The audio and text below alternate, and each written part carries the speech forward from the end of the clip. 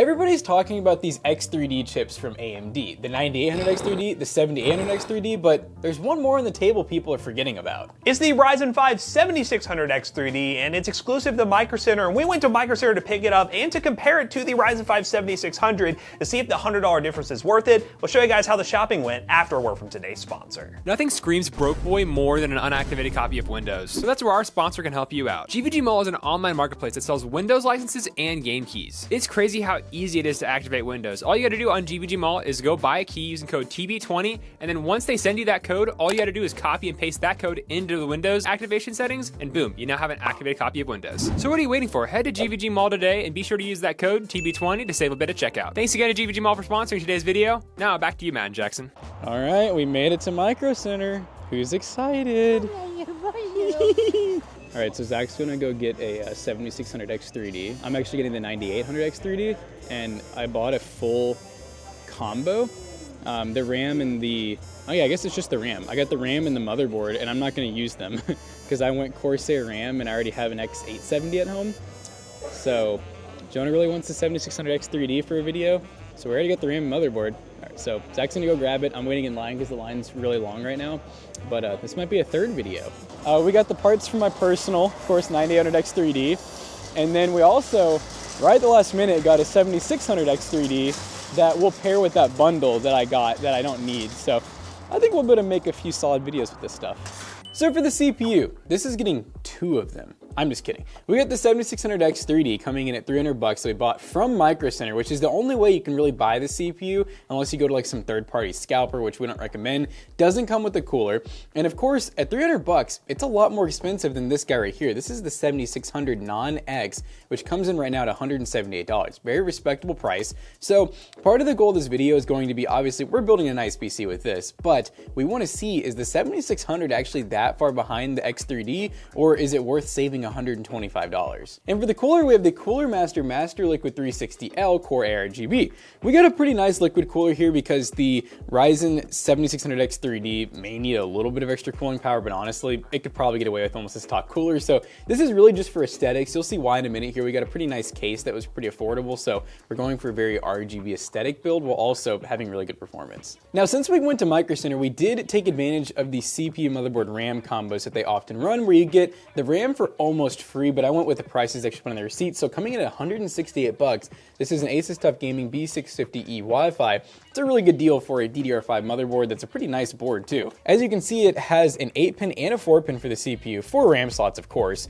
a lot of VRM covers, and just overall really good looking aesthetics. So we got a pretty nice board for that price. Now for the RAM, because most of the savings went to the motherboard, this comes in at $98, which it's funny they put normally $160, but this is pretty good RAM actually. It's G-Skill Flare X5, it's DDR5, 32 gigs dual channel, 6000 megahertz CL32, so pretty respectable speeds as well. It's not RGB. I actually tried thinking if I could throw in RGB RAM, but it cost a lot extra, so we just went with the plain Jane RAM. Coming in at $112, we have the TeamGroup MP44Q. This is a 2TB Gen 4 SSD. Honestly, 2 terabytes may be overkill, but I know a lot of you guys have been requesting more storage recently, so we delivered at $112. And for the GPU, we decided to go Team NVIDIA here with this ProART 4070 Super we picked up for $550. This graphics card compares very nicely to the AMD RX 7800 GRE, but you get NVIDIA features, and also it's a pretty good price on the used market. This ProART model is really clean as well. ProART, you know, I said it like that, like Arnold. ProART, get to the chopper. The ProART model with this 3-fan design, very minimal aesthetic, and yeah, I think it's gonna work really nicely with this Asus TUF board, and yeah, 4070 Super, really awesome card. And for the power supply, this is a little bit different, guys. This is a ThermalTake Toughpower GX3 850 watt ATX 3.0 power supply that is 80 plus gold, 850 watts, plenty for this build. We could probably get away with 700 if we want with our, you know, trusty old Seago tabs, but we had this one on hand, and this one's gonna make for a great option for upgrades in the future. And yeah, it's ThermalTake. They make good power supplies. Lastly, we have the Okinos Aqua 7, which on the last take I said Aqua 3 because I'm so used to saying the Aqua 3, the awesome micro ATX case that they do make. This is their bigger version that comes with a bunch of RGB fans, 6 RGB fans to be exact, tempered glass fish tank style case that looks really awesome. It comes in at a good price point of $89. So if you're looking for a full size case, $89 is really good here, but I'm excited to build in it with all these parts and then test the 7600X3D versus the 7600. Is the X3D worth the drive to Micro Center? Well, we're about to find out. Let's build this PC and dive into some testing.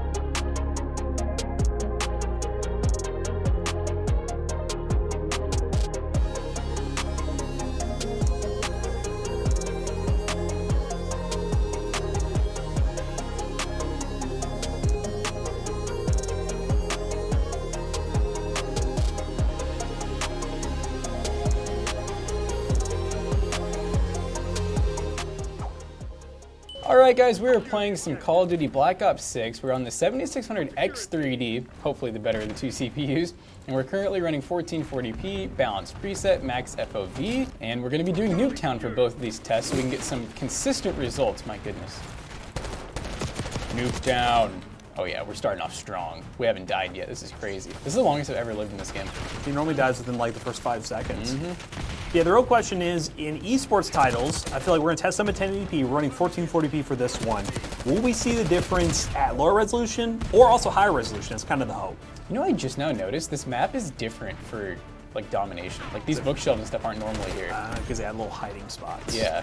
Yeah, I mean, so we're averaging like around, I'm gonna say 140 to 170 FPS. Pretty decent latency. I mean, we're looking at like 6 to 8, looks like, for the most part. Yeah, you can definitely see that. Like, look at the X3D just chilling at like 40 to 50% usage, and then our 4070 is really doing all the work. Definitely GPU bound. Yeah, 1440p gaming. That's really, that's one of the reasons why in this benchmark we will be doing some 1080p testing on our esports titles, because that's where we should really see the CPU, if it really is that much better in gaming, excel. Yeah. Oh my god, we got a kill streak. I'm a Camping time. Ow! I don't get it. I don't think you're too worried about it. Oh my good golly gee. Oh, that's a great way to end that off. All right, so what would we say? 6 to 8 milliseconds, and then around 140 to like 160 FPS. I would say average, yeah. So let's go ahead and compare that with the normal 7600. All right, guys, we are playing Black Ops 6 now on the 7600. We got the exact same settings. Running balanced at 1440p. Oh God. And as you can see, we're getting basically very similar results. Yeah. I don't know if the latencies, I don't quite remember what we were getting before. Yeah, this is something that's we're confused about. Yeah, a little confused about it in a game like this where we're not seeing much of a difference. We'll definitely be looking at that further with all the other testing we run, but so far, it's looking very similar within a few FPS here and there. Oh! Get him. Oh my god. Oh, is there a guy behind me? Oh! He's in our spawn.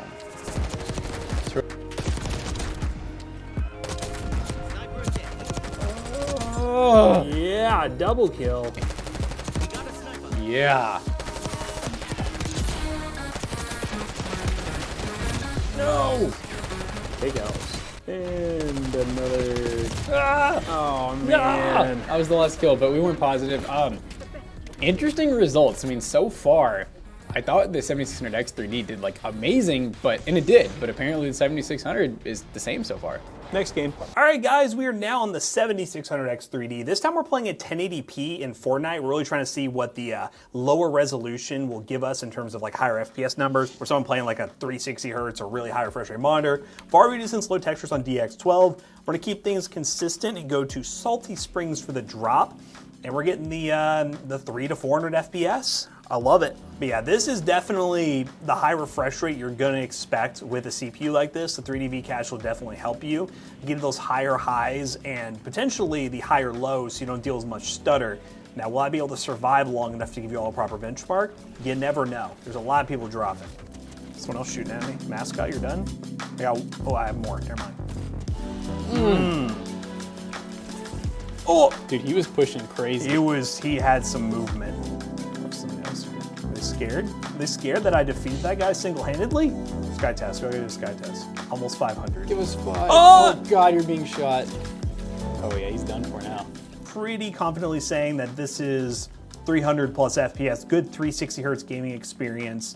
I'd be curious to see what the 7600 do, because I mean, we have used that CPU a ton, and Fortnite I feel like never gets this high, but we'll definitely see what the difference is. Hopefully it is a good difference, but so far in this test, seems like the 7600X3D is awesome for high refresh rate.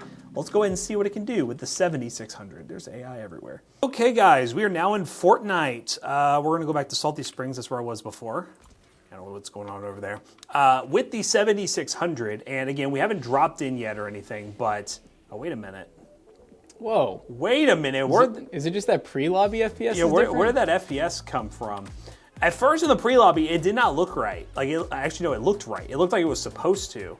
But now it's looking a lot closer. So let's go ahead and land here and see. This is definitely lower though. Yeah, we're not hitting the 300-400 FPS mark. We're more in the 200s. Okay, so we're seeing a difference here. 3D cache seems to matter for an esports game, 1080p, high refresh rate. So far, that's kind of what we're looking at. Another thing that we definitely noticed was the wattages. We're definitely using less watts on the 7600X3D versus what we're doing now. Oh, they're dancing. We're both dancing. Oh my gosh. Oh, who killed them? What the heck? Oh.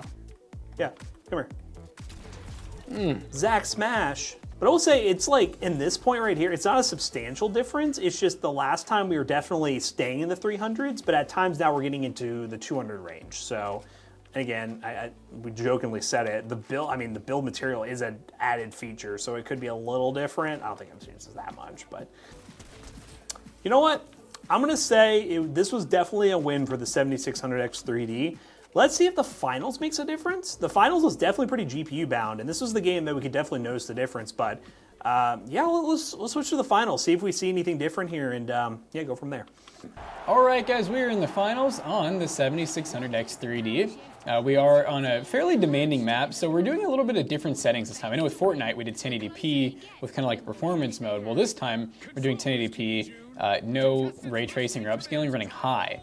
So in theory, I mean, if you look, we're using 98% of our GPU and 70% of our CPU, so we're kind of pushing this thing. Yeah, definitely gonna be more GPU bound in this scenario, but not as GPU bound as we were at 1440p. So this is kind of like the middle ground test. Using 17 gigs of our RAM. Definitely glad we got 32 for this one.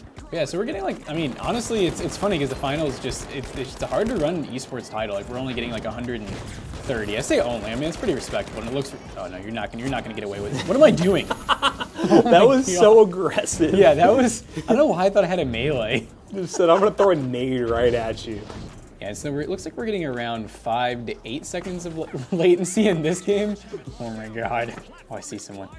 I should try to get one more run on this life here, but I mean, yeah, really respectable for high settings. I am curious. I'm assuming if you go like lower settings, you'll definitely make it a little more in the CPU, so probably a little more FPS, but I don't think too much.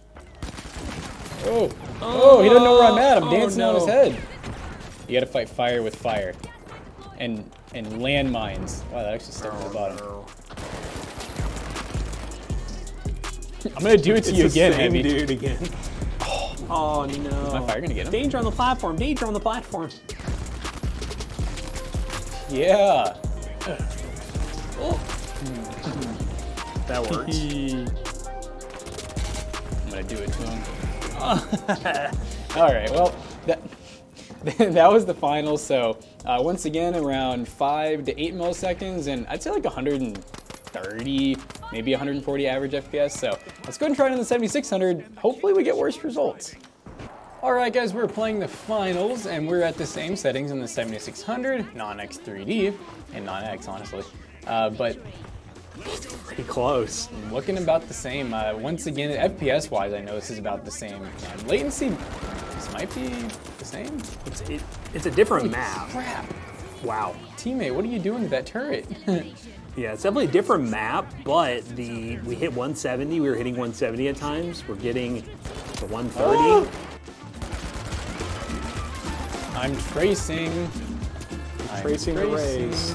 But their shield cannot protect them from my landmines. Their shield can protect them from my landmines. Flamethrower is so, it's just hard to get up there.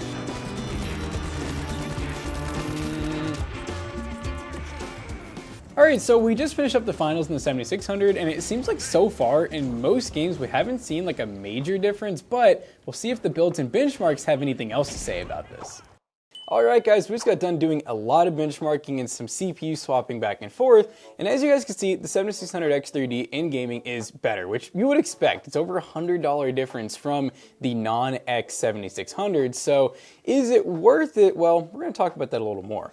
Yeah, it really depends on the games you're playing, but we did test 2 more games, well, one built-in benchmark and another benchmark we like to run, our 3D Mark Time Spy score, to really compare this a little bit more. And first up with Black Myth Wukong, we ran this at 1440p with no upscaling on high settings. With the 7600X3D, we got an average of 109 FPS, a max of 135 and a minimum of 77. And with the normal 7600, we only got an average of 88 FPS with a max of 104 and a minimum of 67. So there is a pretty decent difference there. Being able to play a game like this, you are taking advantage of that 3D V cache. And in 3D Mark Time Spy, we got some weird numbers, but we'll talk about that here in a second. With the 7600X3D, we got a score of 17,353, and with the 7600, we got a score of 17,466, which, as you can tell, the 7600 got a higher score. But because of our research, when we looked into how 3D Mark works and the fact that this benchmark is a bit older, it doesn't seem to take advantage of the 3D V cache nearly as much as other games do, and that kind of is the moral of the story in terms of what games you want to play will be the ultimate decision on which CPU you want to get. So we'd love to hear in the comment section down below what you guys think. Would you spend the extra money getting the 3D V cache, or would you just go with something like the 7500F, the 7600, 7600X? We were really glad to finally go to Microsoft and actually put together a build using this CPU, but I'm not sure if it's something we'll do again. So if you guys want to build a gaming PC like this, check those links in the description down below. They will be affiliate links. They will help us out. Once again, we pick up the 7600X3D, and if there's any other new CPUs on the market you want to see us test here on the channel, let us know in the comments down below. And as always, we hope you guys enjoyed today's video. If you did, check out our other two YouTube channels and also our twitch.tv/ToastyBros, and do not forget to like, comment, and subscribe. Yeah, we'll see you guys in the next one. Bye-bye.